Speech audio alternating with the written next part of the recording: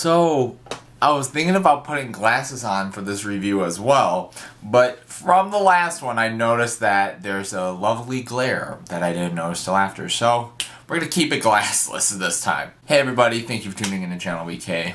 My name is Brian and welcome to an album review. This one is for Sufjan Stevens', that's a lot to say, Michigan. Sufjan Stevens, Detroit, Michigan native, multi-instrumentalist singer-songwriter, and this is being his third album. Sufjan Stevens has always been somebody, even from the beginning, somebody who has had a grand vision of his music, his stories, and also his weird sort of experimentation here and there. Obviously, A Sun Came, which was his debut, showed a lot of absolute promise from a lot of the different places that he went with instrumentally and all that. Obviously, once we got to Enjoy Your Rabbit, which is like this ambient, electronic, instrumental project, it seemed very clear that Sufjan was not trying to stay in one lane. One of the things about Sufjan too is obviously after this album in particular came out, he sort of expanded his horizons into a lot of areas. He's kept it a little low key. Something like Seven Swans, or his latest album, not the latest, but his latest solo effort, Carrie and Lowell, which are two of my more personal favorite works of his. Those are sort of the styles and the albums that I enjoy most because I like his more low-key albums. Obviously, he was going to try and continue his 50 States project with Illinois, which is an album that I will admit I do like a lot. I think it's fantastic. I think it's a little bit too long at points, just a little bit. And then obviously his other experimentation down the road as well. On Michigan, I think it was the first time that Sufjan really harnessed all that interesting experimentation in these stories, real or made up, and honestly put together a fantastic album. And like I said, with sort of the other albums of his I like, or maybe dislike a little more than this, the reason why this has so much value to me is obviously because of it being about Michigan and my home state and where I live, is also just, again, I think Sufjan really putting together all of his tools of the trade and putting it together for a honestly phenomenal, emotional, heartwarming, and heartbreaking album. And one of the reasons why I think this album works so well is I think he really does such a great job, as he always does, painting such vivid pictures of anything, whether it is a real story or sort of a story he made up. He's very into, obviously, a lot of religious imagery and a lot of past stuff about his family, himself. He has a lot of that stuff all over this entire album, and a lot of the experimentation that he went into heavily is actually not really seen on this album, and I think that's a good thing. And I don't want to necessarily say he doesn't experiment. There's a lot of tracks on here with so many different things going on, with so many different sort of key signatures and key changes and all these sort of things. But I think what he does so well on here is he uses those experimentations for a more comforting use. Obviously with a lot of the simpler songs on the record, to a lot of the more grander songs, to some of the instrumental pieces that are over this whole entire album. But like I said, I think one of the reasons why this album means so much to me is because of a lot of the imagery he paints on here, not necessarily relating to me, but stuff that I have known growing up. Obviously, Michigan being my home state and where I live. So it really took me aback when I learned that someone made an album sort of about Michigan, and that was when I first started delving into his music, and I was very happy that this album is as impactful as it is. One of the major themes on this record too is, yes, there's a lot of stuff personally, but yes, this is an album about Michigan, and I think he does a really good job sort of bringing in a lot of the stereotypes about Michigan or certain places in Michigan and putting them to light. Obviously, the intro to this album, Flint, is sort of this fantastic piece. It's a very somber piece, just sort of sparse piano, which builds fantastically towards the end. Pretty much in this track, he sort of discusses whether it is real or not, sort of him having a job at an auto plant and sort of his whole dealing with it after he gets fired, sort of the metaphor of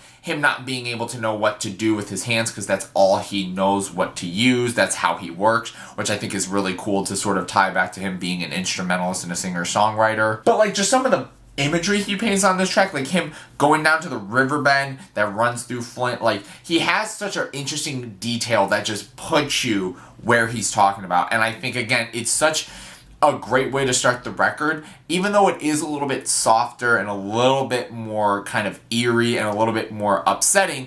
I think a lot of the pieces on this track really flow into a lot of the songs on this album. Like the next track, All Good Naysayers, Speak Up, which I think is weirdly sort of an upbeat track, but Sufjan kind of talks about a lot of the major things that Michigan came through over the years. Obviously it being like a dominant force in automotive, and sort of him talking about the idea of international free trade and sort of the economy of it and all that sort of stuff, and how Michigan in a way kind of fell from its graces, and sort of him tying that all back together I think is a really well thought out piece of work. And that also follows up on one of the longer tracks on here, Detroit, which is sort of like this really interesting track of the hypocrisy of Detroit. Sort of the idea of Detroit getting to a good place, trying to rebuild, but then it falling down. It going back up, it falling down. And I think that really says a lot with sort of the opening lyrics to this is once a great place, now a prison. And he goes on to name like a lot of different things, from like Tigers games to Henry Ford to public transit and to other cities in Michigan like Saginaw and Pontiac, and sort of the fall from this grace into this deep poverty that obviously Detroit is very well known for in the media. And it's tracks like this that really give a lot of humanity to the rest of the record and to just the state as a whole, and I think Sufjan really does such a great job. Something like the Upper Peninsula is another fantastic place where he gives so much humanity in sort of a stereotype that is very looked down upon to a lot of people. It's basically sort of the story of a conservative man trying to do right by his family, trying to be a good man. So the proper phrase that I meant to say here, and going back I kind of messed up on this part, I didn't necessarily mean conservative, I was more lower class, sort of rural man. That was more so of what I was getting at. It was more of like the rural versus the city life rather than sort of the conservative liberal. So my apologies. And sort of these strange ideas that are keeping him separated from them.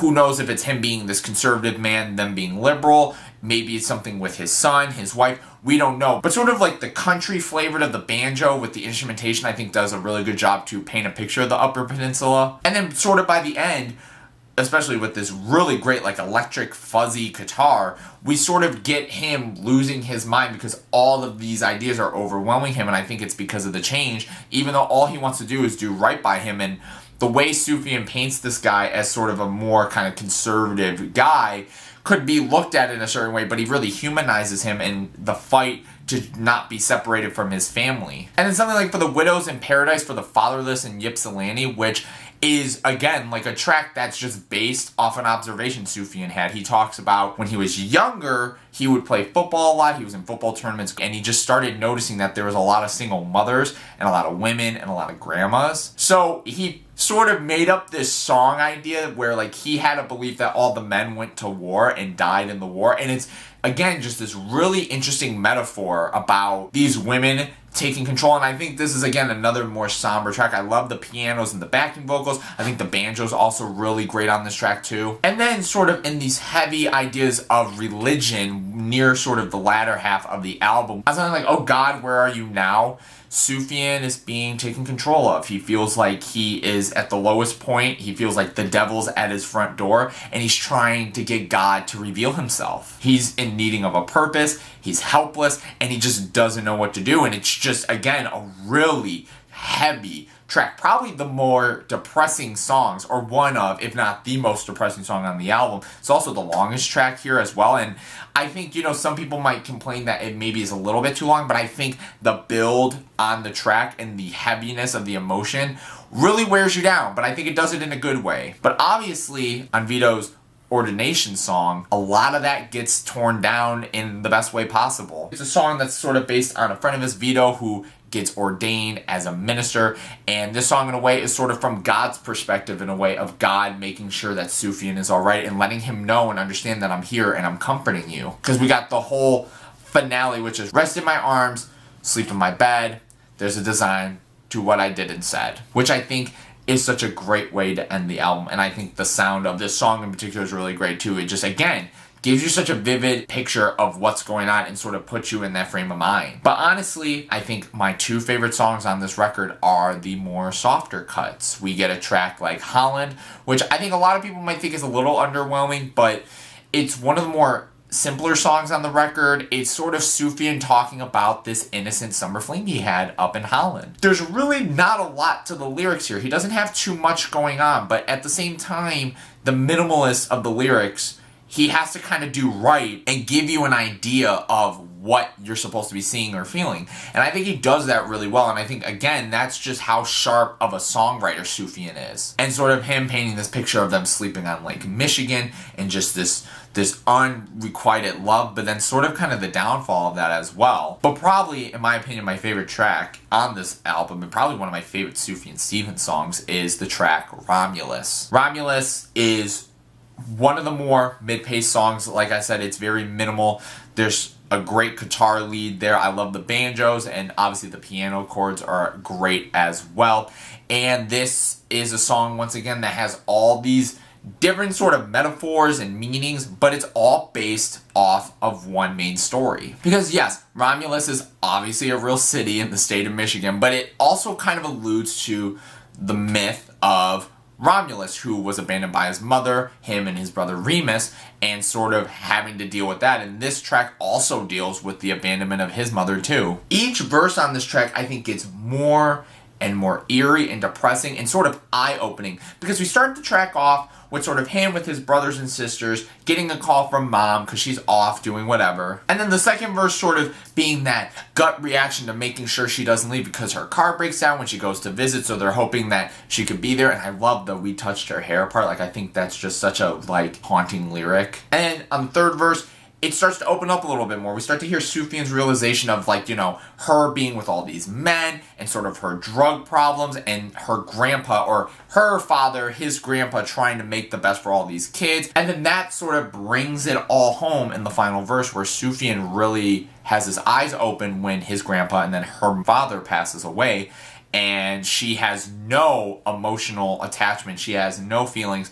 And just the final lyrics on this track with the "I was ashamed of her," that still hits so hard. And it's just such a great build, because on this album there's a lot of great builds to either instrumentation or reveals, or maybe something that Sufjan's trying to say lyrically. And I think this is one of those moments where by the end of the track, you just completely feel just dead, because this picture that he paints of him growing up and him understanding that his parents did the best they very could. And that's something that he always talked about, because obviously this album references her moving out to Oregon, which is obviously something that he brings up a little bit more on Carrie on the Well. But all of these sort of ideas of just being blinded by all that, and as he grows up, he starts to learn that abandonment hits harder because of her reaction to the situation and him being ashamed at who she is and how she reacted and her problems. And in a way, like I said, it's one of those records that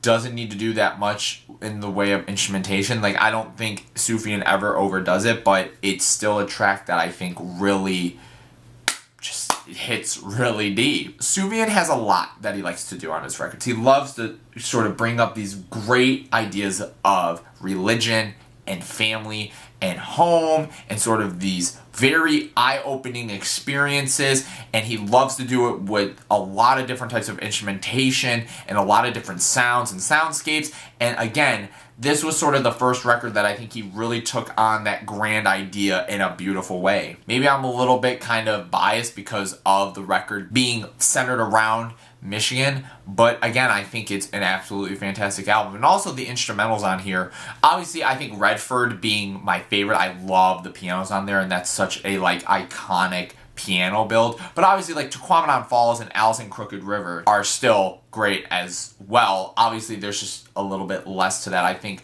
some people might be turned off by those two tracks, but I personally think they're a nice way to sort of break up the album. Overall though, this is Sufjan Stevens at his best, and I think he went on to show that after the fact, because I think up until this point there was so much potential for him.